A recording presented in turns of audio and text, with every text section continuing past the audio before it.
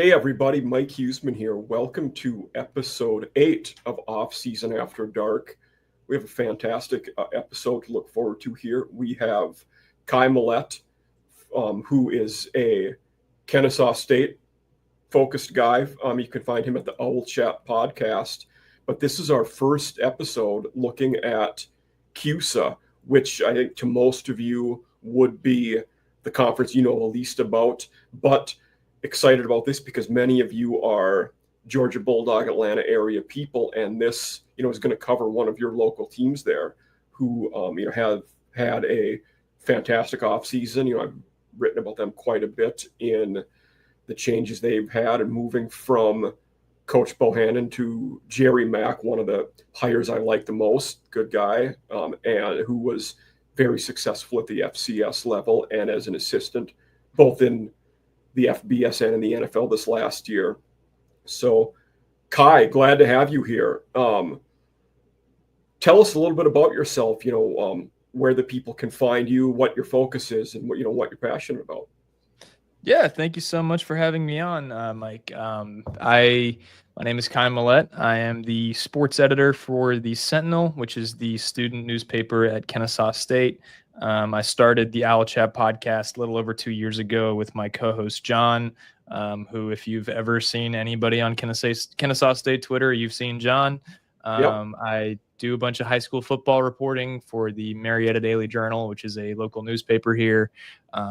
Pretty much, I get paid to talk about KSU and high school sports, so it's a lot of fun, and it's something that's been really growing, and it's been really fun to see. But really glad to be on today. Absolutely, no, and we're glad to have you. It's definitely, I think, a team with a growing reputation, a lot of buzz around them now, but also one that people probably aren't as familiar with. And I think a lot of that is just being relatively new to the FBS. They're not the newest team. We did get 2 new ones this year, but only in year 2. So talk to me a little bit about, the off season for the Owls. I was a little surprised come end of last year that they were going in a different direction coach-wise. Obviously, Brian Bohannon wasn't doing great last year, but he had done well at the FCS level, and it felt to me a little bit like they weren't giving him a chance to succeed. I mean, in year 1 at the FBS, how much are you expecting? So, from the beginning of that, at KSU, was that a surprise, or did people expect it? Did people want it? Was it popular? Ooh, that's a complicated situation. Absolutely, yeah.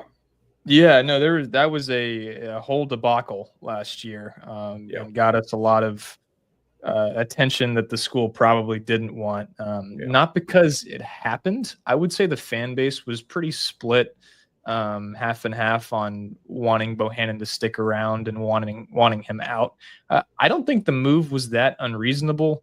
I think the way they went about it was really poor. Look, Brian Bohannon's a triple option coach. That offense, what was left of it was essentially killed by new rules with cut blocking and all that. So absolutely, he had to find a way. It's funny. One of my buddies who's a usual listener, we've talked about this multiple times with how well Army and Navy adapted to that and how quickly they did it. Yeah, it was really impressive. And that was one of the things that we would bring up with Bohannon is like, okay, well, these schools have adapted really well, the service academies, and, we haven't been able to do that. But I mean, so like I think there were good reasons for the school to go a different direction. It's like, look, okay, what people neglected in the press was how the program had been tailing a little bit in the final years of FCS. Like, that's true. When the program started, you had one so-so year where they won like 6 or 7 games. And then for the next like 7 or 8 years, I mean, it's like they couldn't lose. It was 10-win season after 9-win season after 11-win season. I mean, they were just running through the Big South, They moved to what was briefly the ASUN football conference. It went like 6-6 or 6-5. That was my freshman year. Missed the playoffs for the first time in several years. And then, the transition year in FCS, only played 9 games that year. Yeah. Well, yeah. So it went 3-6, and all 3 wins were against non-Division I schools. I did not know that. That's good context to know there. Yeah. Yeah. I mean, 2 of them weren't even NCAA schools. I mean, it was. Was it NAIA teams? Not even. It was 2 Bishop Sycamore-esque programs. Lincoln University in California and Virginia Lynchburg. These 2 schools that have no real affiliation, and sort of just are schedule fillers for like the middle FCS programs, and just kind of like an emergency schedule filler for teams that are in situations like we were in that year where we just couldn't get games on the schedule. So, that season was no fun. So, it wasn't like an immediate, this program's been winning constantly, and then they make the jump to FBS and they struggle and they're going to fire their coach. Like it was a couple of years coming, and, with that's good to know. Yeah. And with the death of the triple option, in a sense, Bohannon had to find a way to reinvent himself. The program was not spending any money. I mean, the last year we promoted Chandler Burks, who went from the starting quarterback 5 years prior to the, to like a graduate assistant, to the quarterback's coach, to the offensive coordinator, like all within 4 years. So it's just like we couldn't afford anybody else. So we're just going to kind of throw what we can together. The NIL budget was nothing. It came out. I imagine that. Yeah. It came out to be like literally $10,000 or something like that.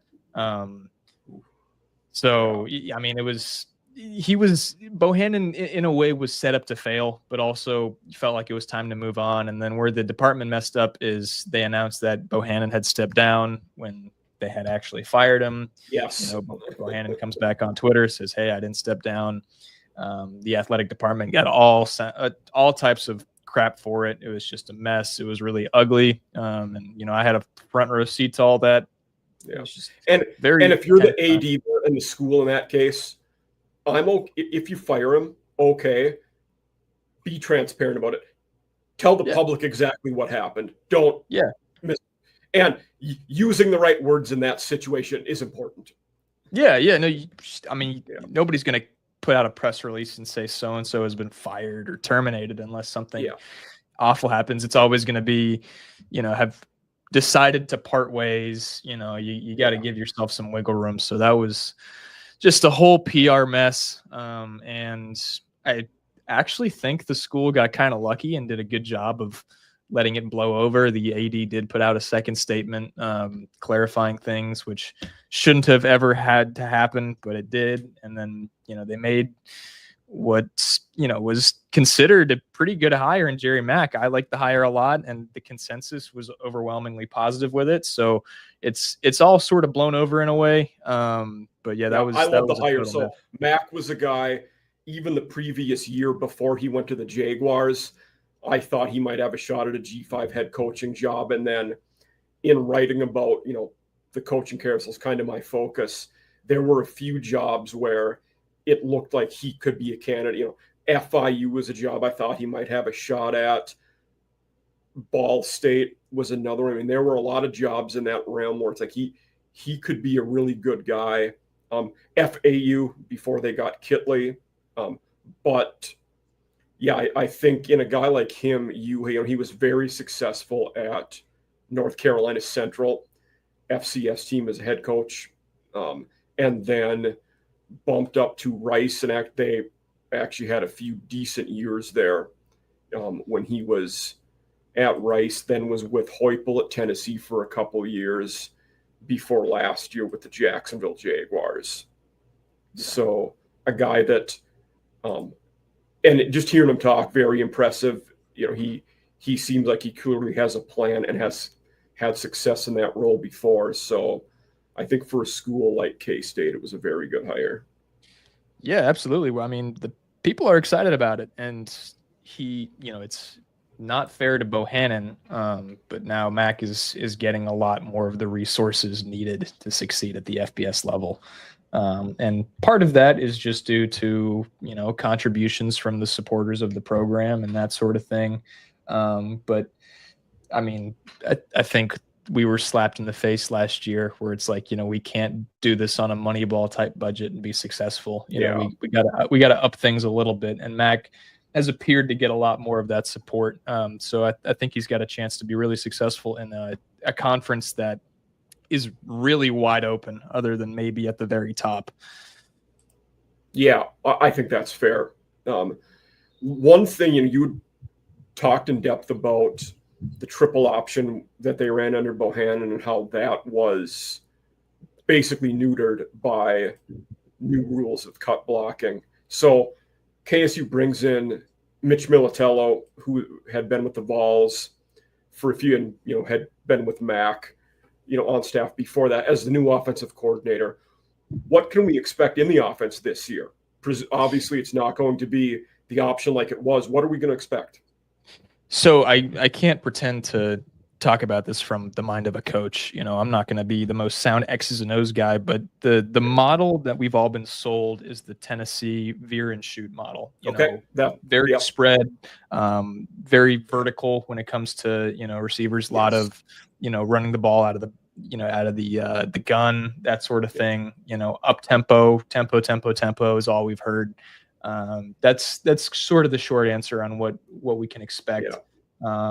But and one of the things that from the coach, mindset, basically for our listeners out there, pre-snap, it lets you focus on one half of the field, and you're going to make the best decision, which oftentimes in the way they get vertical is up the chute. You're going to put those safeties in a lot of conflict. Yeah, absolutely. I mean, I'm excited to see it. I mean, Tennessee has turned their program completely around running that offense. Yep. And there might be a ceiling to it because we're yet to see Tennessee kind of get over that hump and be like a true national title contender. But I mean, they've gone from really an afterthought in the SEC to, a consistent, contender, at least in that conference, and sort of back last year. Sort of back to their former glory. So I don't think you're going to run into that same ceiling if there is one, trying to contend in Conference USA. I think as far as that goes, everything's possible at Kennesaw State. You're not in the same position at Tennessee where you're expected to compete for national championships and that sort of thing. So I think you can afford to be a little bit, this might be the wrong use to word, but gimmicky in a sense, in the same way that the triple option is. And I don't think there's anything wrong with that, especially with G5 schools and schools where you might be at a talent deficiency compared to your opponents. Those gimmicks can work. It's why teams use the triple option. You had smaller lines and less talent, and you had to find a way to get around that. Yeah, absolutely. You need fast receivers and a quarterback with a big arm. It's really all it's going to take. And we will get into the quarterbacks after our coaching segment, so I'll save a little bit of that for later. But are we ready to talk coaches of Conference USA? Let's do it. Yeah. Awesome. So as some of my listeners might know, for the P4 conferences, I would get generated lists from On3, Athlon, The Athletic, or so on. But as part of my writing with Mike Farrell, I did a series of ranking coaches for all of the G5 conferences. So this is one. These rankings are mine, and that's for better or worse. So if anybody out there or you, Kai, disagrees with something, have at it. Please tell me where you disagree with them. And I'll kick it off. This one released a couple weeks ago. I feel like the top two, nobody would disagree with. After that, there's a lot of different ways you could go. And in fact, I did have a few people that significantly disagreed with the next two spots. And I'll explain that later. But where do you, with what I said about the top two, are Chadwell and Helton above everybody else? Yeah, I think there's a clear gap. I mean, Chadwell is the group of five guy. I mean, you know, what he turned Coastal Carolina into, and what he's been able to do with Liberty since, I don't think you can argue that. I'm frankly shocked that he hasn't had a shot at the Power 5 yet. I am as well. Yeah. And he's, to put some of this into context, he's 95-41 as a head coach in D1, 21-5 at Liberty in 2 years. And he was at Coastal for 5 before that, where in year 2, he won 11 games, won 11 the next year, and then won 9 before going to Liberty. So he ended very strong there. Yeah, no, I think there's an argument for him being one of the best coaches in the group of 5. But as far as Helton, in fact, my overall group of 5 list dropped today, and I ended up having him at 4. I was waffling him and Bronco Mendenhall at 3 and 4, and I gave the nod to Mendenhall, but it was tough. I think there's 4 of them, and that clearly were ahead of everybody else. Yeah. So I had John Summerall at 1, and Jason Candle was at 2, just for No, I think that's a fair list. Helton, he's the longest tenured coach in the conference at only 6 years, which is kind of crazy. But the casual college football fan has had to notice that Western Kentucky is always good. I mean, they're always playing come bowl season.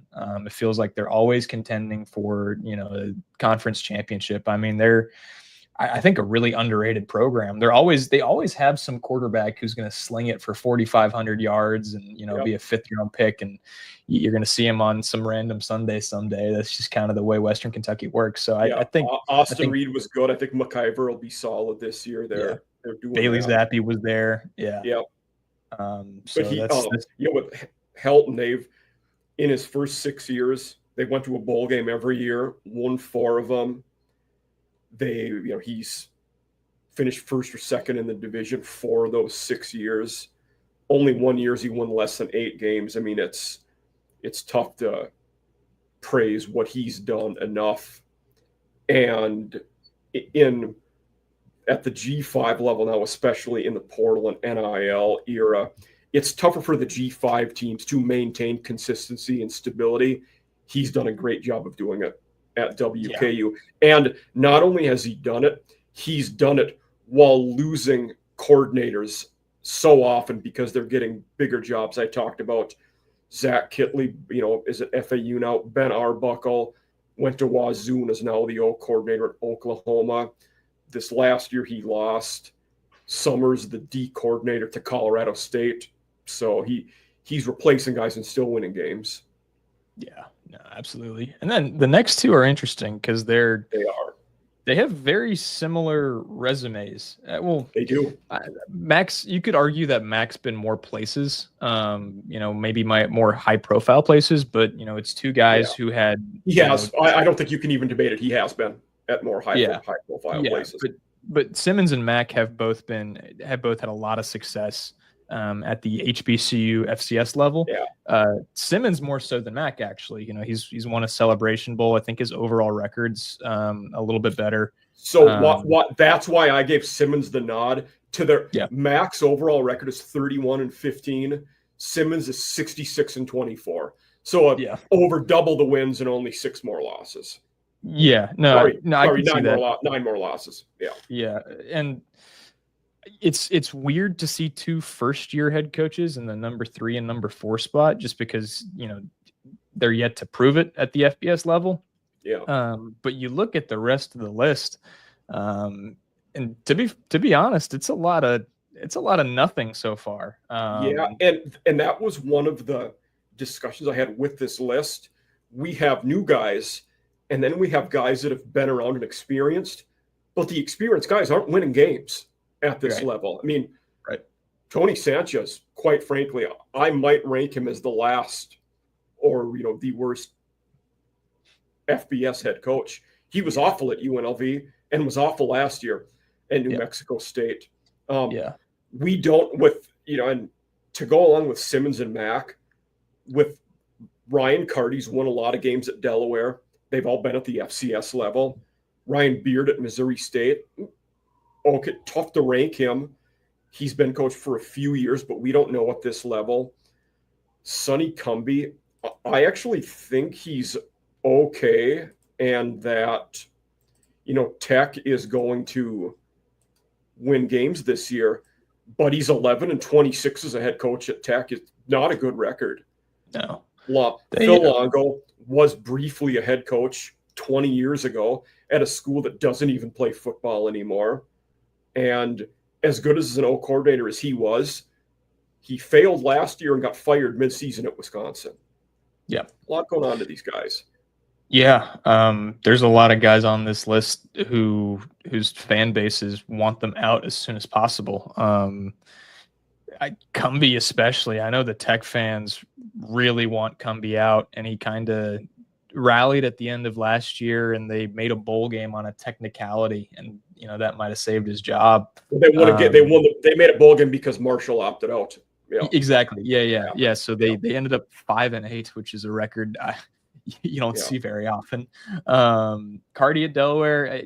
Same kind of boat as Simmons and Mack, honestly. Won a lot at the FCS level. Now it's prove it time. I think I would put Scotty Walden up a little bit higher because it's he's also sort of the same deal. He had a lot of success at the FCS level, comes in first year last year to what was a mess at UTEP, brings in a lot of his guys.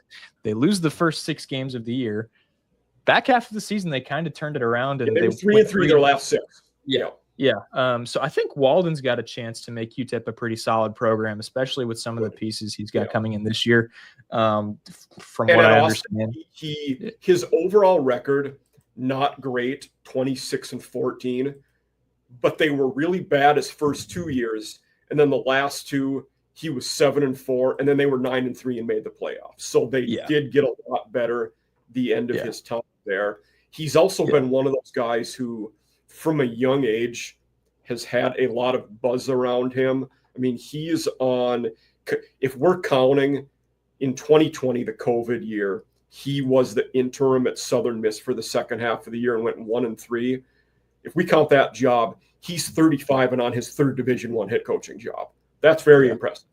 Yeah, it is. So I think UTEP fans are probably are maybe not happy. I mean, you never want to go 3-9, but I think they're in an okay place right now relative to some of these other struggling programs. They at least have to have promise, I think, moving forward. Yeah, totally. And he was very much on that, not year 0, but it's first year. Give him some time. So I don't. There's a lot of coaches I actually am okay with I think year 0 is okay to say because it was so different from what Dana Dimmel did there. Yeah. And, there's a lot of coaches on this list that you could argue are on the hot seat, and I don't think Walden's one of them. Longo was a strange hire from what is a pretty good, consistent athletic department. A longtime good Sam Houston football program that went 10-3 last year. I mean, Casey Keeler had been there forever. That loss hurts. So Keeler was number 5 on my G5 head coaches overall list.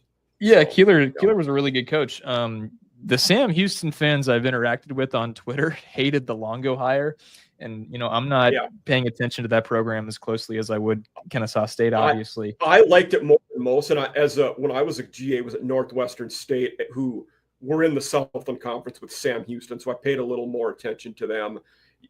I was surprised, to piggyback off of what you're saying, the Sam Houston fans didn't seem keen on it, even though, Longo succeeded at Ole Miss, succeeded at North Carolina, wasn't great at Wisconsin. I might blame Fickle for that as much, but before Ole Miss, he was the O coordinator at Sam Houston, and they were very good when he was the O coordinator there. So, it's going to be interesting because they went 10-3 last year. They had one of the best. They had some of the best defensive numbers, I'll say, in the group of 5. Yeah, their turnover margin was +12. However, they don't return any starters. No. It's going to be a completely new look defense, and then offensively, they actually return a good bit of production. They get their quarterback Hunter Watson back, and they got Matauer, I think that's how you say his name, coming in from Wisconsin. Matauer. They're going to be an interesting team to watch. But he followed Longo. Yeah, exactly. So Sam Houston, I kind of an unknown this year. Most of these preseason polls are fairly high on them.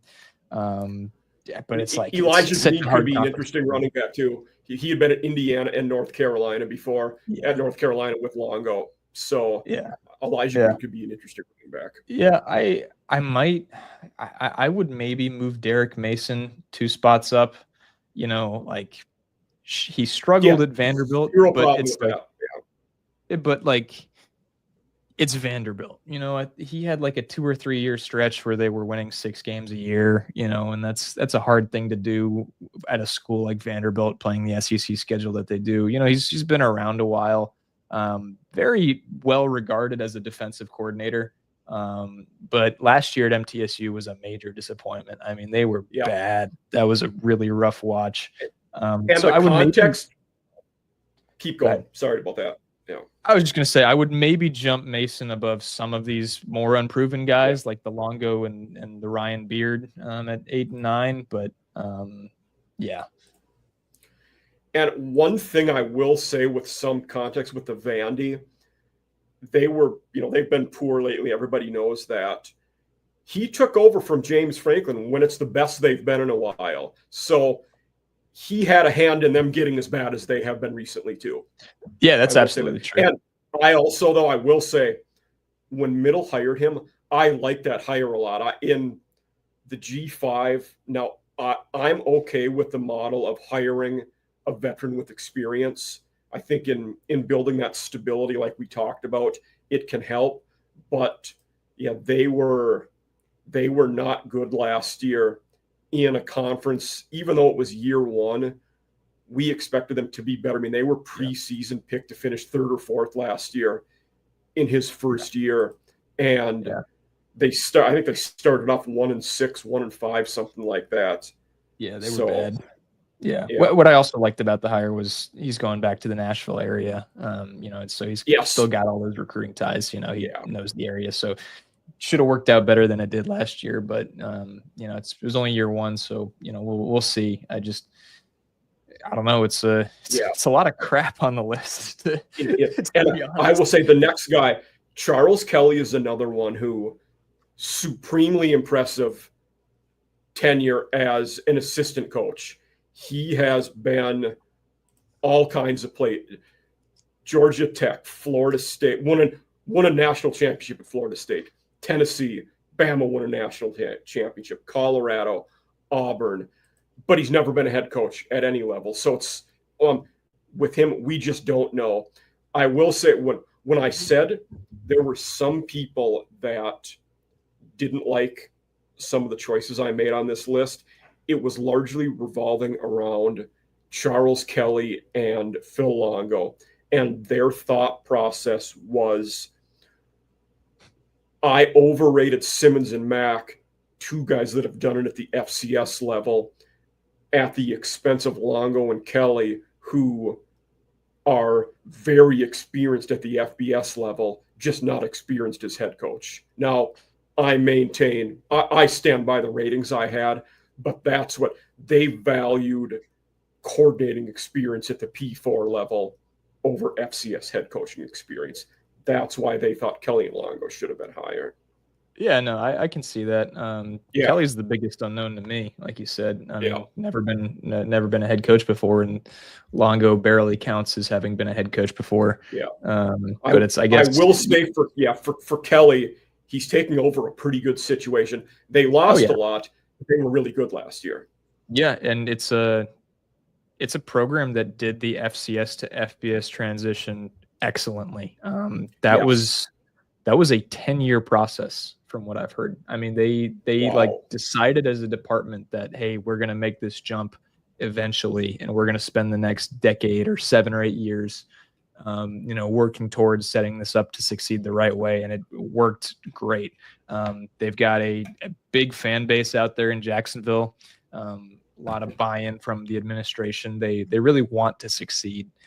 So I wouldn't be surprised if he picks things right up and they continue to succeed. It might be, a year buffer period. Maybe see him go 5-7, 6-6 this year or something like that. But if Jacksonville State, operates how they've been operating for the last 20 years of just doing nothing but winning, basically, I think they'll be just fine. But my question to that would be, since they've been winning so much and won with Rich Rod, if he doesn't win, I don't know how much patience they'll have with him.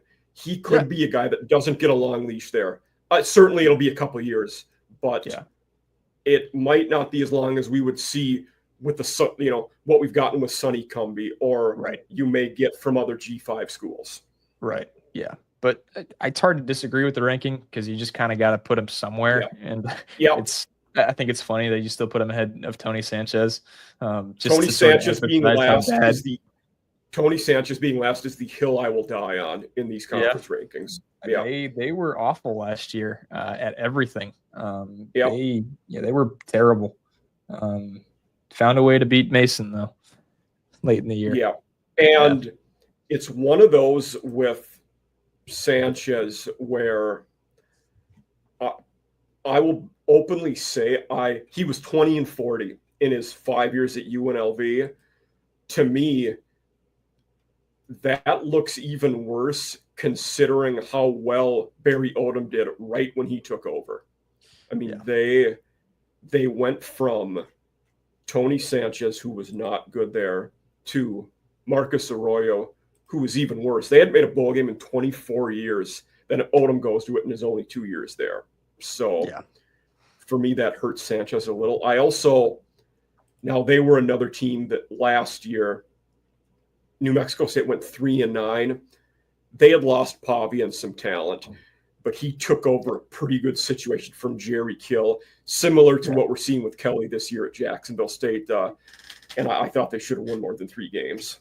He took over the best situation New Mexico State's ever had. I mean, they have a fun transfer at quarterback in Logan Fife that we'll talk about in a bit. Yep, sure will. They did some good things at Montana, so we'll see if they turn it around at all this year. It's just a lot of unknowns. Yeah. So we always kind of have 2 coaching topics or predictions for you. So which coach in this conference is on the hottest seat? I think I know your answer, but I want you to tell me. I think it's Cumbie. Yep. I don't see any way you can justify bringing Cumbie back if he goes 4-8 again. I'm with you. This is a winner year out here. Yeah. Yep. They're moving out of the conference, so you have a perfectly good reason to be like, hey, we just want to move in a different direction and kind of hit the reset button. But I think it's without a doubt Cumbie. I think there's a scenario where he doesn't make it all the way through the year. So but I think you're absolutely right about that. He has to win. And I don't think there's anybody on a super hot seat other than him. You got a lot of first-year guys, and there's 3 different types of coaches other than Cumbie, or I guess 4, right? You've got the 2 established guys who aren't going anywhere and can afford a bad year in Chadwell and Helton. You've got the first-year hires in Simmons, Mack, Longo, and Kelly. You've got the 2 FCS guys moving up in Beard and Carty, and then you've got, the second-year guys and Derek Mason and Scotty Walden and Tony Sanchez. And any of those guys would have to have just awful seasons to lose their job this year, you would think. I agree. Yeah. And even though they struggled, honestly, I would probably have Sanchez as the second hottest seat just because if they have another bad year, I don't know how you can rationalize saying with this guy things will get better. Whereas even if Mason has another sub 500 year, I think you still give him year 3. Yeah, no, I agree. I think you would only have that conversation if you go from 3-9, like those 2 programs did, to 1-11. Absolutely. The fan base has to demand visible progress in year 2. Yeah. You'd probably be fine if you went 3-9 again, at least in terms of coming back the next year. I mean, the seat would be hot then.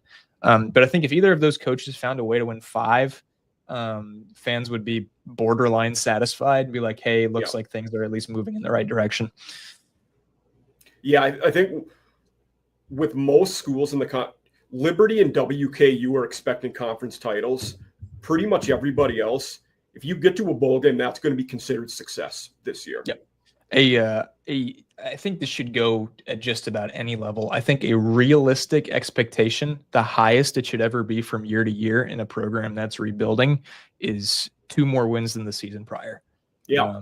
Anything I'm with above you there. that, great house money. I think Yeah. you need to expect, if you're in a rebuild, to win 2 more games each year. If you're 1-11, you can't go 2-10 the next year. You should go 3-9. If you're 3-9, you should aim to go 5-7, and then you start talking about bowl game is the next step, and then it becomes 8 games, and then 10 games, and I mean, you know where I'm going with this. So well said. No, I'm with you 100%. Yeah. Now, so that's our hot seat. The other question I ask, and this one oftentimes makes people think more: what coach is most likely, if he has a good season, to get a bigger job? And I'm not going to let you say Chadwell. I'm going to have you say somebody else because he's the obvious one there. Okay. Well, I kind of want to rule out Helton because I don't think Western Kentucky's going to go 13-0 and make the college football playoff, but I think they'll have a good year. I think they'll find a way to win 8-9 games like he's just been doing consistently his entire time there. And it's like I don't think that would be the difference. There's such a high floor. They're such a high floor team, I feel like. Right. No, I totally agree. That's a good question. I would have to be really what the question is who is the most likely to make a huge jump? Yeah. I mean, it's going to be hard if Cardi or Beard go out and win 9 games this year. Like, good luck keeping them in house. I just don't think that's realistic. I don't think so either. Yeah, that would be an unbelievable coaching job, and you'd probably lose them. I just don't think that's going to happen. The same nuance there. I will say, sorry to cut, but the one also nuance with those two is that Cardi is a Delaware alumni. That can sometimes make it tougher to pull them away. For sure. Beard is actually a WKU alumni of all places. Sure. So, Sure. And then it's like Walden could have a big year, but I still think that the bigger schools are going to want more out of him. They have to. Was that? Yeah. I was going to say, I'm with you. I think with Walden, they'd want him to have 2 good years, not just one. Right. Yeah. Simmons and Mack are sort of in the same boat that Cardi and Beard are. I just don't think it's realistic that FIU or Kennesaw State wins any more than I think a dream year for either of those programs would be 6-6, 7-5. Agreed. And that's going to make the fan bases very happy, as it should. Yeah. But that's not enough to warrant, a promotion. No, and I think for the guys like Simmons, Mack, Walden, in 2-3 years, we could have this conversation. Right now, the only logical move like that would be something like Tim Albin did last year or John Summerall before, where you're moving to a better G5 job, but probably not a T4 job just yet. Yeah. So I'm actually going to say Helton now that I'm thinking about it. I don't think it'll happen, but I think there's a scenario in which Western Kentucky has another good year. Let's say, and it could be a number of programs. A program like Duke, Manny Diaz wins 9 games again at Duke, and he gets a bigger job. Yeah. Duke is left scrambling, and they make sort of a, we're going to go get the consistent group of 5 coach guy. I think that's a possibility. I have no reason to speculate or believe that. That's just the scenario that seems like most likely is okay, this Helton guy's been pretty good at the group of 5. Yeah. Let's take a program at the Power 5 level who doesn't spend a lot of money, go out and make this budget higher. I also like that you picked Duke, where Simmons was an assistant last year. Yeah. That connection there also. Yeah. So, I would throw Simmons into that if he, was in year 2 or 3 at FIU and they were winning 6 or 7 games a year. One I would wonder about, and this would, you talked about like Manny Diaz, if, talking about a guy that's been all over the country and coached at a lot of places, Charles Kelly. Now, Jacksonville State, they return a lot. We've talked about they're still probably going to be all right. Say if Colorado or Georgia Tech lose their head coach to a bigger school and Kelly has a good year, is he a guy they look at it, oh, this guy was an assistant forever and was really good 1 year as a head coach, he's a safe hire? I don't know, but some people might have that thought. I think it's more likely he has a good year at Jacksonville State, and if he leaves, it'll be to take a big-time coordinator job. Because that's something that we see. I also wonder with him, maybe he doesn't want to do that. For him, that it could be a been there, done that. I've been a coordinator at the elite programs. I want to be a boss now, and maybe that's why he took that job at a smaller school and left. Sure. But money talks. Maybe absolutely. Yeah. Clemson throws a bunch at him if they have an opening or something. It's. But now that I'm thinking about it, I would imagine most of these coaches will be returning the following year. I think you're right. Yeah. I think you're Chadwell. Who knows? Chadwell honestly has a little bit of pressure after Liberty was somewhat disappointing last year. They were. So he's got to be thinking about getting them back to what they were rather than the next step up for him. So yeah, it's interesting, like the context there of how good Liberty was in Chadwell's first year. They were 13-1. Last year they were 8-4, and we still view that as a disappointment largely. Like that's the standard we have for him in that program at this point. Yeah, absolutely. It's really high at Liberty, and it should be. I mean, they've got 3 times the money that any of these schools do. So, No, that's a great take. So I think for me, like you said, Helton there. God, if we're not saying Chadwell, it's tough to disagree with that. I think I'd have to again agree with you there, because most of these guys, for a bigger job, we would want him to have 2 good years in a row. He's the only guy that's done that to this point. Right. So yeah. Do you have any other parting shots about the coaches, or should we move on to the QBs? Let's move on. Yeah, it's I hate to say it as somebody who wants to be an ambassador of the conference, but it's sort of a miscellaneous bag here. It's somewhat of the island. You are. I mean, it is. We are. And to talk about your miscellaneous bag concept, I got this list from The Athletic. The number in parentheses after their name is where they rank them overall in the FBS. Whew. So that's 136 total. We have 4 of these guys in the bottom 10. That's not good. And the one guy we have in the top half has never played in the FBS before, in Maverick McIver. And I feel like them placing McIver there, it's not him, it's the system that is getting him that high. Absolutely. I completely Anybody agree. who's Western Kentucky's QB was going to get that ranking. Yep. Maybe rightly so if we're talking about stats and numbers. But quick question for you. Can I swear? Yep. You can. Yes. Okay. Just wanted to make sure. I'll let you in on a little secret here. Okay. Vadiato sucks. Okay. He's a shit quarterback. He put up like relatively decent numbers, so I guess he gets the spot by default. I've watched that guy play. Played a lot of ball. We've seen him and Jenkins play a lot, and I'm not impressed with either of them. Yeah. I was more impressed with Jenkins. At least Jenkins. I don't disagree with true dual threat. Yeah, I think, and Jenkins was. Well, Jenkins also had a shockingly good receiving core on an FIU team that won 3 games last year. Yeah, like one of their guys is going to be the best receiver. Rivers is a stud. How did he end up there for so long? Yeah. Right. Yeah. They had another guy who's also a Tech now. Trying to remember his name. I really should. I'm halfway a Tech fan too. I grew up a Tech fan. But yeah, I think McIver's blanking after Eric Rivers, who what's it? Dean Patterson. Dean Patterson. Yes, that's what it is. Isn't he really tall? Is that the one I'm thinking of? I think so. I think he might be like 6'3". Yeah. Okay.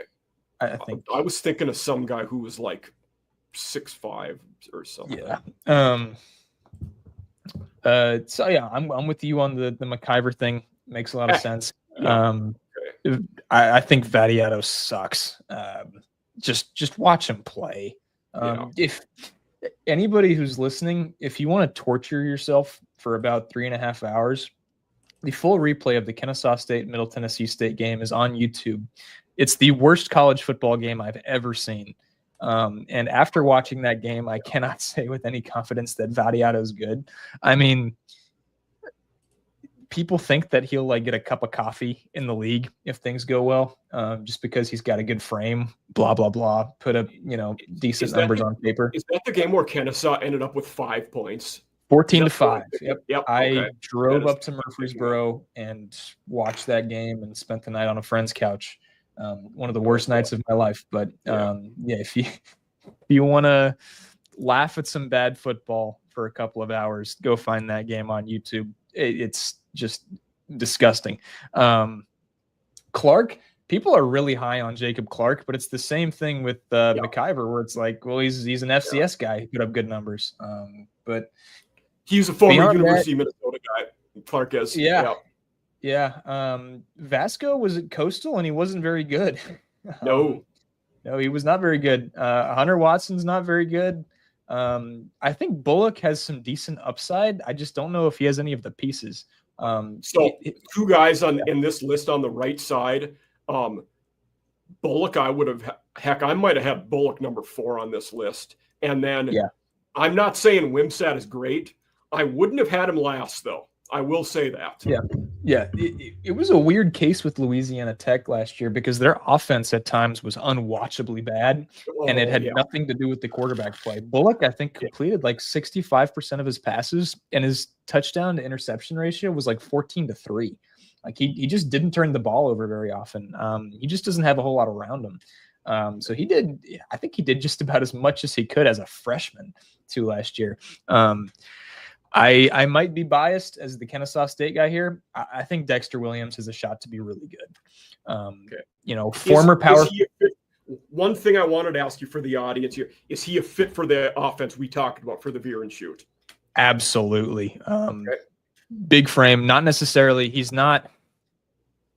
It's a sad thing that certain characteristics make college football fans that think a quarterback is a true dual threat, if you know what I mean. Dexter Williams is not a true dual threat quarterback, but he's got that escapability that you just need in this era of college football. He can get outside the pocket and go get that 7 to 8 yards if you really need it. He's not going to be rushing for 800 yards this year. He was originally an Indiana guy. Terry Allen did not recruit dual threat guys. Michael Penix was not a dual threat guy at all. Right. And Michael, he's sort of like a poor man's Michael Penix. When you think, big body guy, big arm, just doesn't move around a ton in the pocket, just stands in there, makes throws. Look, he was at Indiana. He actually had, I think he was like 13 of 38, which is not good, but he had moments. I think he won them a game as a starter at Indiana. At Georgia Southern, this is not confirmed. Yes, he was 1-1 in 2022 at Indiana. That is correct. And it's like, so this is a guy who was good enough to start games at the Power 5 level, in the Big Ten. So that says something. He goes to Georgia Southern, and this is not some confirmed inside scoop I have, but I've got my people at Georgia Southern, and it seemed like there might have just been some politics there with who was going to be the starting quarterback. And Southern was good anyway, so it worked out. The guy he was behind, I forget his name, was a pretty good quarterback. JC French, who was good. French ended up being that guy. He will be back again there this year. Yeah. French threw for 2,800 yards. Did throw 17 touchdowns, 11 picks, so they turned it over. But if you look in that offense, they turn it over more too. So but Dexter Williams got his really one shot at Southern in the Marshall game, which I'm sure you watched. Comes in, throws a couple of really pretty balls, couple touchdowns, and leads them to a win. So there's not a ton of resume to go off of, but I'm at the KSU spring game back in April or whenever it was. First play, is a 60-yard bomb up the seam to Gabe Benyard. And that might not sound like anything crazy, but when you've been watching Kennesaw State's quarterback play for the last 10 years, that's literally not something we've ever seen happen. Even switching to the pistol last year, it's like we had maybe one completion through the air, 30 plus yards, something like that. That's not an exact stat. I don't know. It might have been 2 or 3. But I can only think of one off the top of my head. He's got a really good frame, and this is going to be his first real opportunity. And yes. Yeah. And Kennesaw State in the receiver room has a surprising amount of decent weapons returning, in Christian Moss and Gabe Benyard, who was hurt for a lot of last season, who haven't played with a real FBS quarterback. Tykeem Wallace was all right last year too. Yeah, Tykeem's an interesting story. If I remember correctly, he was recruited just to run track at KSU, and then showed up to a tryout, made the team, and became a starter. You know, he weighs like 150 pounds, so you blow on him and he falls over. You know, but I mean, he's your prototypical slot guy. So I think he's going to have decent weapons. The question is going to be the offensive line for Kennesaw State. Absolutely. Without a doubt. The offensive line was putrid last year. It was so bad, but they go in the portal and they bring like 11 guys out of the portal. Some really solid names too. Brandon Best, who was a rotational guy on a good offensive line at Georgia Tech. This Milivojevic guy, this Serbian dude who came from USF, is a really big body. So they've brought in the size that they didn't have. It still is just sort of a lot of misfit guys who, maybe didn't get the time they wanted at other schools, but they have the build, to play on the offensive line in the FBS, and this is going to be their prove it. So will Brandon Best start at one of the guard spots? Former Georgia Tech transfer. I think other than Dexter Williams, he is easily he's the easiest guy to pencil in as a starter. I would be shocked if Brandon Best doesn't start. He's probably the best newcomer on the offensive line. So I would put Dexter Williams a lot higher, but I get it. If you're the Athletic, on paper, you got a guy who's never really been a starting quarterback before, and he's in his 5th year. It makes sense why you would have him as low as you would. But just as a guy who's seen him play, and, maybe read into the resume a little bit more than a lot of people have. When you look at his time at Indiana and Georgia Southern, I think Dexter Williams will finish as one of the 3 or 4 best quarterbacks in the conference this season. Old take. I like it. Yeah. Yeah. Fife. Well, and like I said, it's a matter was of very good at Montana last year. They were a team who made the playoffs. He threw for quite a few touchdowns. Rarely turned the ball over, only threw 2 picks, so that's good for him. Yeah. And New Mexico State, who can't turn the ball over. But what else do you think about Fife? Yeah, I haven't seen much tape, but he had good numbers at a good FCS program in Montana that's playing good competition. They are. I mean, they're in the Big Sky, right? So and that's, I believe the premier FCS conference, really. I mean, it's they're in Missouri Valley are the 2 that are way better than everybody else. Yeah. I mean, so it's not like he's coming from, the United Athletic Conference or whatever they're calling the new ASUN now. I can't remember what that's called now. They've changed it like 2 or 3 times. I don't know. It's confusing. It used to be the ASUN and the WAC, and then it was the ASUN WAC, and then it was the UAC or something like that. Marker, kind of same situation. FCS guy. I get why he's that low. Malachi Nelson being that low is interesting. This is former 5-star quarterback recruit. I mean, he's at this point, he's as a guy that I've potted with, and is known, we'll say, El Busto at this point, because he has failed spectacularly at 2 spots, and going from USC to Boise, where a lot of people thought he might get the job over Maddox Madsen, and Madsen did great, but he's not overly physically talented, and they were so fortunate last year you could hand the ball off to G&T 80% of plays and be okay.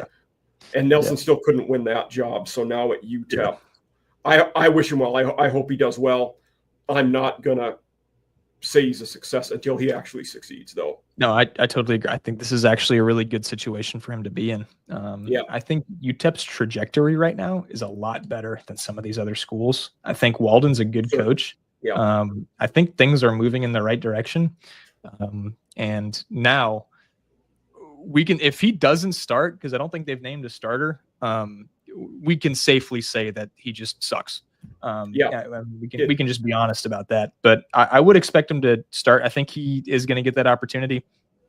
And look, he doesn't need to be the quarterback that he was touted to be coming out of high school. He doesn't need to be that. No. He needs to be able to throw against Conference USA defenses.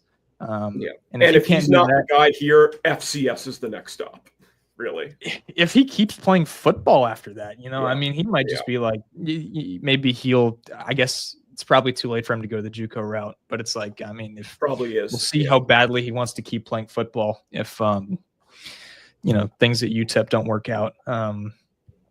Wimsatt was bad at Rutgers, was not very good at Kentucky, but it's a guy who started at the Power 5 level.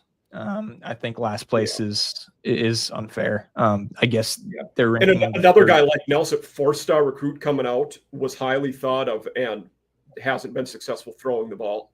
Right. So I don't know if I would put Wimsatt at 134 in the country. I don't know how you justify. I don't know. Putting him above Marker or below Marker is interesting. Yeah. Marker has been well at in the FCS. Their conference wasn't great. Marker was at a JUCO in Iowa, and then was at Delaware last year. Yeah. So I will safely say, out of all of the FBS quarterbacks, all 136 of them, Marker is the one I know the least about and have seen the least. Yep. That's fair to say for me too. Fife is kind of in the same boat for me, but seemed like he just had better numbers at the FCS and at level. Least with being in a better FCS conference, we would see them on TV periodically. Yeah. No, and I mean, it's like you look at North Dakota State hung with Colorado all the way, to the end of that game. I mean, that shows you how competitive the Big Sky is. But yeah, this athletic list I would turn completely on its head. I'm okay with McIver being up there. Jenkins being there makes sense. It does, yeah. Yeah, it makes sense. Everybody's high on Clark right now. I would lump Vasco, Watson, and Vadiato kind of all in the same tier. Yeah. These guys with starting experience at the Group of 5 level who I just don't think are very good. One thing I will say to that, like I mentioned before with McIver, he's there because of the system. Vasco probably fits Chadwell pretty well because he can move and run around and is just tough runner. I would imagine. I trust Chadwell to put him in the right spot too. Yeah, I would imagine he's a Chadwell guy too, coming over from Coastal Carolina. Like there's a recruiting guy there, right? Chadwell recruited him, then left before Vasco actually got there, but they would have overlapped on the recruiting cycle. Right. That's what I'm thinking. So that's why he's at Liberty. But I mean, you're going from Caden Salter to Ethan Vasco. That's a major downgrade. Sure is. Yeah. So I'm surprised that Liberty wasn't able to pull out anybody better with the money they have. I agree. I was with you on that one. Yeah. So I guess if I was to rank it myself, I'm okay putting McIver 1. I don't want to put Bullock at 2. But looking at the rest of the list, I almost wouldn't hate it. I might do that. I might put, just based off of numbers and the eye test, because I've seen Jenkins play live. I think you could put Jenkins at 2, somewhere between 3 and 4. I think. I guess I'm starting to buy in on Clark a little bit because the little media attention that Conference USA gets, everybody seems to think that this guy's going to be really good, but I don't have an eye test. I haven't. I think that's really, it. Yeah. I might have seen Montana play, but I wasn't sitting down thinking, how good's this quarterback and where's he going to be next year? So and they're another team who was pretty run heavy, even though he did do well when he was throwing the ball. I will say it's a really entertaining group to follow. It's a lot of big time school, or it's a lot of guys who were rejects at other schools and now have a chance to interesting prospects who were something at some point, and it's that, and then it's a lot of guys coming up from the FCS level who were really good at the FCS level. So it's going to be really interesting to watch and develop. I think the one I'm least intrigued by is Marker, kind of like you. I don't know anything about him. which we don't know. And Nelson. you would mention Jenkins, would be pretty high, and he should be. I'll be curious in the new offense that Simmons runs there, if it's a fit for Jenkins or not. I don't know the answer to that. So I think to an extent it's got to be with what you're inheriting. I think you got to cater to your best returning playmaker a little bit. Yeah, that's fair. Yeah, they've got a decent running back coming in. I think it's Jay Allen. I think that's his name. Coming over from Miami, who was like a rotational guy at Miami and Nebraska before that. And I have no reason to believe he can't be a decent back at the Power 5 level. So you're going to give him some help in the run game there, I would think. But yeah, good for FIU that they held on to him, honestly, because I mean that's a hard thing to do after a coaching change with a guy who probably thought he had a chance to jump up, maybe not to the Power 5 level, but to a better Group of 5 situation. Yeah. Like, he's one of those guys that certainly could have went in the portal and come out as a starter on a decent team. He's a guy I could have seen go over to Liberty or something like that. Yeah, that's a fair one. Yeah. So, a lot to talk about with these quarterbacks, but sure is. Yeah, and so much unknowns and guys that, I mean, if you look at most fans, they probably haven't seen more than 3 of these guys play ball. A lot have probably seen Vadiato and Jenkins, and then maybe some have seen Vasco or Bullock a little bit, maybe Watson, but we're talking about a lot of guys most people haven't seen. Yeah. I think Watson's placement's all right. I think that's a true middle of the pack guy. Yeah. I agree with you there. And I could see him improve in his second year. And Longo has been good with QBs. That's, one of the things he's known for. So hopefully that works there. Yeah. In one of the small segments we do, our quick one, in looking at college fantasy football, who's a guy you peg that could be a starter in this conference? I think Kenny, or it's like could be a sleeper. Sorry. Yeah, I think, the people who follow the conference are going to know, but if you're playing college fantasy football, your eyes aren't going to immediately go to Conference USA. I think Kenny Odom has a chance to have a really big year, especially if Nelson turns out to be any good at UTEP, and especially if that upward trajectory that I think is going to continue at UTEP continues. Really fast receiver, had a good year last year. I think he's definitely a guy to watch. I think your notes said no quarterbacks. Yeah, just because we already talked about him. But if you have one, throw it out there if you have one. I was going to say Dexter Williams. I think if the offensive line's any good, I think he'll have a good season. And he's a guy that from, talking to him and just seeing what he posts on social media is a guy who wants to play at a higher level someday. I don't know if he's going to be able to accomplish that. Of course, I hope he does as the Kennesaw State guy, but he's going to want to have a big year. I think a Jay Allen at FIU has a chance to have a solid year at running back. Nathan Silver at Delaware is a guy people seem to be pretty high on. Yeah. He's a running back. Who I had for a running back, the running back one that I like who could be good is Green from Sam Houston State. Mm-hmm. So I think we've seen Longo's teams historically have been effective at running the ball and creating those lanes. So I think he would probably be my running back one, would be Elijah Green. So that's who I would lean there. Yeah, I could see that. I could also see Julian Gray at Liberty, who I think is a wide receiver convert, who's finally going to get kind of his chance, stepping in for Quentin Cooley. So it's a lot of production to make up, which indicates to me that they think he's capable of making up a portion of that production. So that's who comes to mind. I like it. Yeah, and one, I think this is more of a system one, but Matthew Henry, receiver at Western Kentucky. Some of their receivers are going to put up massive fantasy points. I think he could be one of them who gets a lot of targets just because we know they're going to be effective winging it around. I think that's just a good general rule is receivers at Western Kentucky are going to put up big numbers. Yeah. You're right about that one. Yeah. The other one, I'm blanking on the guy's name. You might need to help me with this one, but a guy we're seeing rated decently high there's two, the Tavion Galloway, the tight end from Middle Tennessee State, but the tight end from Missouri State. I'm blanking on the guy's name.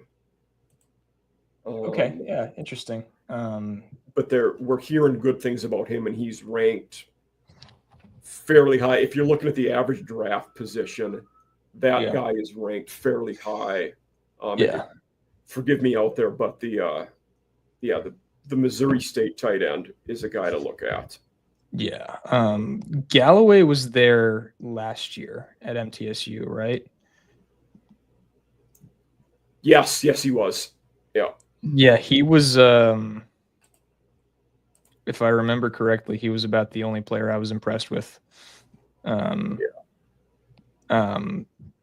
Watching that game last year. Omari Kelly was all right for them. He transferred to Michigan State, where I don't know if that was a great landing spot for him, but we'll see. Yeah. Kelly was good. Those two were about the only two that stood out on that field when I watched them last year. They couldn't run the ball at all. No. That Kennesaw State game that I mentioned earlier, one of the saddest plays I've ever seen. They're on the 1. They run the ball out of the gun, or maybe not even the gun, because the running back was a yard behind the quarterback. He's 6 yards deep in the end zone, and they run a draw play. Of course, it gets stuffed. 3 yards deep in the end zone. I'm so against that. That's off topic, but running the ball out of the gun on your own goal line, or on the opponent's goal line. So tough, but they middle was just all over the place. I mean, they couldn't run the ball, and then on D, they were super one-sided there. So they were an interesting team fantasy-wise last year, because they were great matchups depending on if it was rushing or receiving. So their O-line was horrendous last year. Yeah.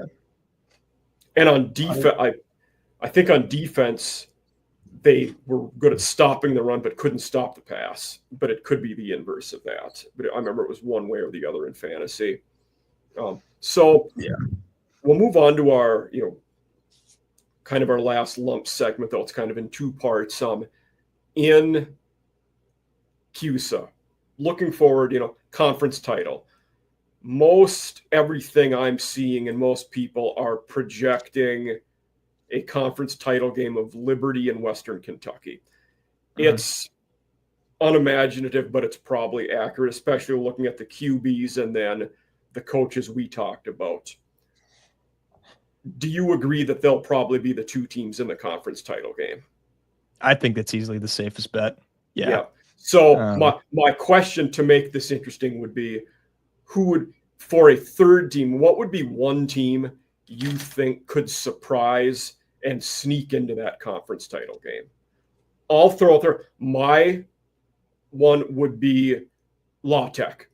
They have a pretty weak schedule. I think they're going to be a lot better this year. We talked about Bullock being all right. And also, now we are in that realm with, Sonny Cumbie is entering year 4. We would expect a big jump to happen, or improvement anyway. Like you said, if it doesn't, he probably gets fired. I actually think it does this year. So Tech would be my pick, that if a third team, could make it. And like someone asked me for a bold G5 take a day or two ago, I said Louisiana Tech winning 8 games would not shock me this year. Interesting. So what would be a third team you think would have a shot at making the conference title game? I'm going to go with Jacksonville State. I like it. Yeah. If the hire works out, if the quarterback transfer works out, I could easily see them being a good team in the conference, a good team in the group of 5 for another year. That's what I'm going to go with. With La Tech, it's a matter of, are the new weapons going to be that much better. Because I think they're expected to have 3 new starting receivers. It's like, can they make that big of a jump in 1 year, which is possible in this era of college football. It is. Yeah. So I see where you're coming from. It's tough to rely on it too. Yeah, I see where you're coming from. I'm of the opinion that Sonny Cumbie's just not a very good head coach. I'll believe it when I see it, that kind of thing. Yeah. I couldn't predict them to be very good after the last 3 seasons they've had under him. And I think Jacksonville State, there's more unknown. It could be great, could be nothing. Jacksonville State, I think, has the greatest range of possibility. I think if things are a disaster, I think it's possible. I think they could win 3 games. I think they could win 9 games. They're a really hard team to project, so I'm going to go with them just because I think they're the biggest wild card. The other one, like you talk about range of outcomes, and I'm curious about Middle Tennessee. We expect them to be better last year.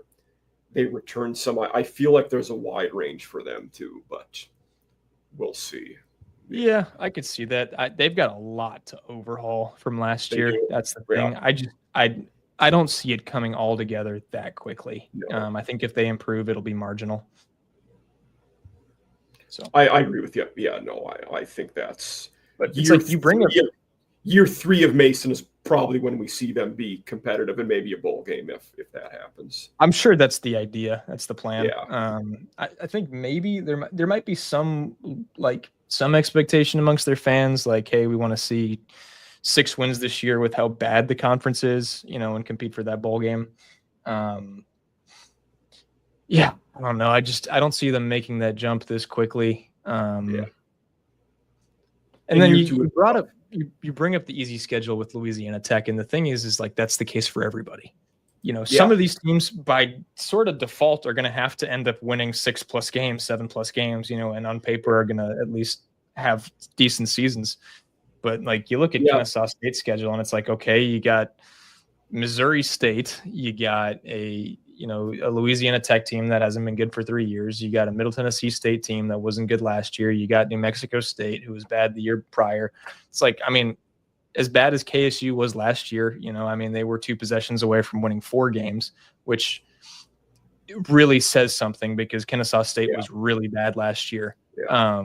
And it's like, I think there's a pathway to just about any team to make a bowl game this year. And I think you're right about the schedule. Like everybody's schedule is going to be like that. And what I looked at specifically with Tech when I said that was they don't play Jacksonville State. And then with WKU, Liberty, and Sam Houston, they have them all at home. So you're either not playing the good teams or you're playing them at home. And if you get one of those, that could go a long ways towards bumping you up in the standings. Right. Jacksonville State and Western Kentucky last year were the only 2 teams on the schedule where you looked at it and you're like, okay, we're probably not going to win that one. Like we're at even Liberty was not in that category last year. They lost to Kennesaw State. FIU took them to overtime. It felt like just about anybody had a shot to beat Liberty last year. They also went to overtime with UMass late in the year in a non-con game, and they were great. Yeah. Right. So I think this year it's really just Western Kentucky. You get a little bit of that with Liberty, but it's still like, okay, prove it to us that you're back, back into the form that we've become used to you being in. And so I think the only team you really look at the schedule and think for most of these schools, okay, that might be a rough weekend or Wednesday night because that's how the schedule works is Western Kentucky. I think Liberty's like that to a lesser degree, but like I just said, it's okay. Prove it to us that you're back and you're better than you were last year. And now you've downgraded significantly at quarterback. So you really got to prove it to us. Yeah. Yeah. Vasco is going to say a lot about that team this year and his success really is what, will be driving that. If there was one team who you think has a disappointing year relative to expectations, who do you think that would be? I think it's tough here because nobody has ultra high expectations other than Liberty and Western Kentucky. So it's a Right. tougher one. Exactly. Yeah. I think Sam Houston is the best pick. You know, it's a new coach. So in a sense, you get that year zero kind of thing going on, but he's taking over a program that won 10 games last year. Yeah. And you read into the numbers a little bit closer with Sam Houston. They had a stretch of like 4 or 5 games that they won by like one possession, and a couple of them went to overtime or even double overtime. And it's like that team last year easily could have won 6 games. They were not very good despite winning 10 games. Yeah. I believe that. So I think the fan base is in a position where it's like, okay, we won 10 games this year. We already don't like this head coach. And if we go out and win 5 games this year, people are going to be pissed off. And I think because they're really not fans of Longo, from what I can tell, I think there's probably a small sick part of them that's rooting for that, with how much they love Casey Keeler, and they just want to be right in that sense. Obviously they're going to root for their program, but I could see Sam Houston taking a big step back, and it not surprising the people who pay attention to the conference, but it's surprising some of the outsiders who keep an eye on the group of 5. And it's like, Sam Houston won 10 games last year, and they've, had relatively really impressive results for how shortly ago they transitioned into the FBS. And people are going to be like, what happened, So. And for me, to talk about that, how much success they had after a quick transition, it would be Sam Houston or Jacksonville State for me to answer that one, just because of the expectations with Jacksonville State winning the conference last year. If Wimsatt doesn't play well and they don't replace some of the guys they lost, I think there is the chance that Jacksonville State has a very disappointing year. So I'll say them for that question. That not that it will happen, but I think the potential is there that things go south for them in year one. Sure. Charles Kelly.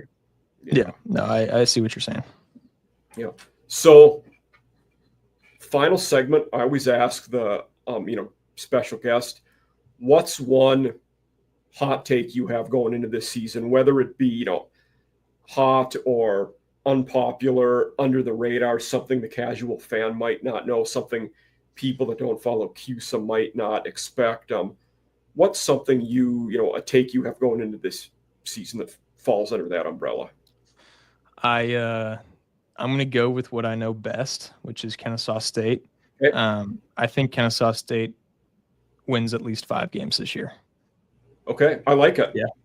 I think they got it because it was well documented how bad we were last year. I just because of the schedule and because of the newcomers that I really like, and because of how close they were to actually winning 4 or 5 games last year. Like that was a real possible outcome. I think the marginal changes, if they're any good, might be enough to get them to 5 or 6 wins this year. I like it. Yeah. And my hot one is actually one of them I just basically said, in that, not that they get 8 for sure, but I think La Tech gets at least 7, which would be 2 improved over last year.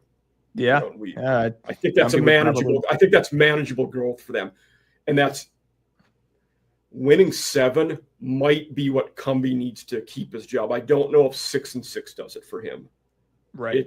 There would be context would need to be met for there, and how some things go. But I think it'd be 7 is going to be that's my take. Yeah. I think if they have a losing season, he's gone. I think if they go 6-6, it's up in the air. And I think if they have a winning season, hell, he might get extended. Yeah. What also the context there might be how they say they're 6-6 or so in that area, how they feel about him leading them into the transition to the Sun Belt. Right. Right. So, no, absolutely. Yeah. Yeah. But we've come to our conclusion, Kai.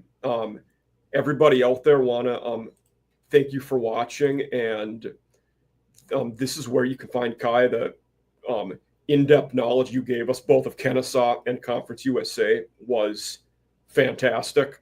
I feel like in most conferences I get into the weeds. This is a tough one to do that because there's so much going on. So I appreciate someone who is more of an expert and on the ground in that conference than I am. But yeah, again, thank you for being here. Is there anything you want to say to the audience before we peace out? No, that's all I got. Thank you so much for having me. I really appreciate it. It was a good time. Absolutely. So everybody, thank you for being here, listening to our first CUSA episode. We have Kai Millette. Want to thank him for being with us, and all of you have a great rest of your day. Thank you, and thank you for tuning in.